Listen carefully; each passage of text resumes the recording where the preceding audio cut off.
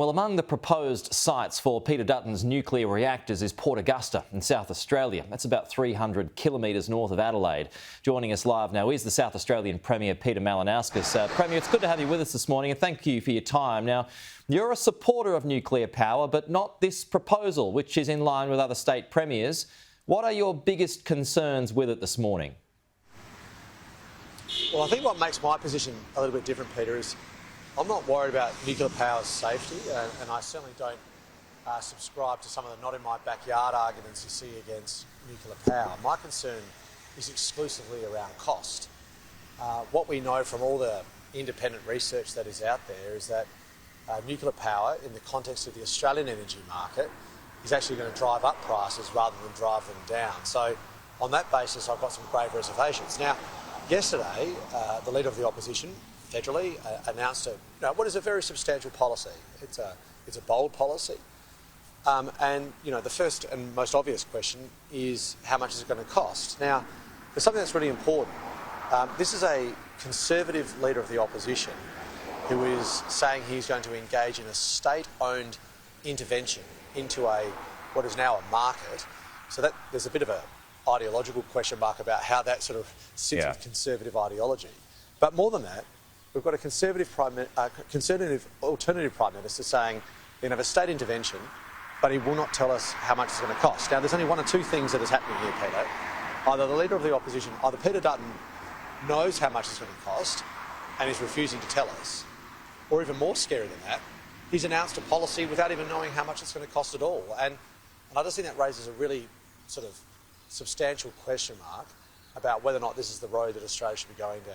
OK, but I mean, when it comes to the question of cost, and you're right, he hasn't outlined that just yet. We're just looking at estimates from experts at this stage. But when I asked him about that on this program this morning, he says it's just a fraction of the government's current renewable rollout, which he puts at over $1 trillion. So in that sense, is it cheaper in the long run?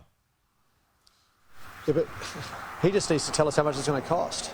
So here's the problem that Peter Dutton has got with his policy, is that there has been an awful amount of independent peer-reviewed analysis that is out there that has been produced by economists, scientists, other energy market experts. And they all say the same thing, Peter. They all tell us that nuclear power in the Australian context, which is very different to the way it operates in other parts of the world, will make it more expensive.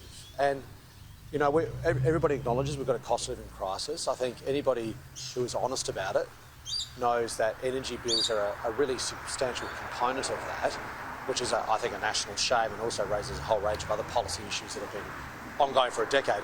But now to throw this grenade into the mix, when all the science and evidence is telling us it'll make it more expensive, it just doesn't sit well, I think, with any sort of rational analysis, which is what the energy market needs. OK, the AUKUS nuclear-powered submarine agreement will require building reactors in South Australia, so aren't you already halfway there? Well, this is my point, Peter. And I guess this is where my position is a bit different, well, I'm going to say very different, to some of my Premier colleagues from other states around the country. I'm OK with the presence of a nuclear industry within our country. And, I mean, more broadly, I actually firmly believe that nuclear power is a necessary part of the global energy mix if we're going to achieve net zero by 2050. In terms of South Australia, yes, only 15 kilometres from where I stand now, Peter, there will be the semblance of a nuclear industry down at Osborne near Port Adelaide when we have the nuclear submarines being constructed, which is due to start by the end of this decade. And I think most South Australians appreciate that as a good thing, and something that we're very proud about. So I mean, this question was put to Peter Dutton yesterday about the state premiers, and then he mentioned that he could come to you with a bucket of cash if he was to win the election. Would you change your mind then?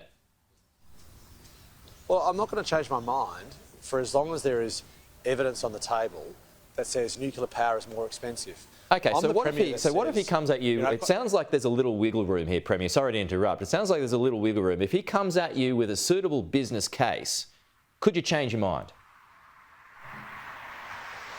Well, I think, we've got to actually see the evidence. I mean, if nuclear power was going to make the energy bills of Australians cheaper, then I would support it. But we know it's not, Peter. This is the problem. You know, I don't know how Peter Dutton completely defies market economics, science and evidence. Unless Peter Dutton has got some new technological solution around nuclear power, which of course he doesn't. If he did, the rest of the world would know about it. So in the absence of that, we've got to go on the evidence that's before us. And we should also appreciate this.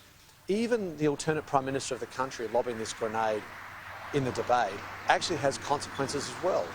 Because if Peter Stefanovic, Pty Ltd, is in the business of participating in energy generation, and you were about to build a brand new gas-fired peaking plant, which is what I think the country needs, right, in order to firm renewables. If you were about to make that investment, now you'd be asking yourself, should I not do this, given that we've got the alternate Prime Minister of the nation floating a whole new other idea in a way that will disrupt the way a market would operate. So this has consequences even now. And the one thing we know that people who do want to invest in the Australian energy market require is they want to know the rules of the game, they want to have certainty in the policy environment so we can have investment in generation, and that is what will increase supply, which will in turn drive down price. Okay. Peter Malinauskas, the South Australian Premier, good to have you with us this morning. Thanks for joining the debate.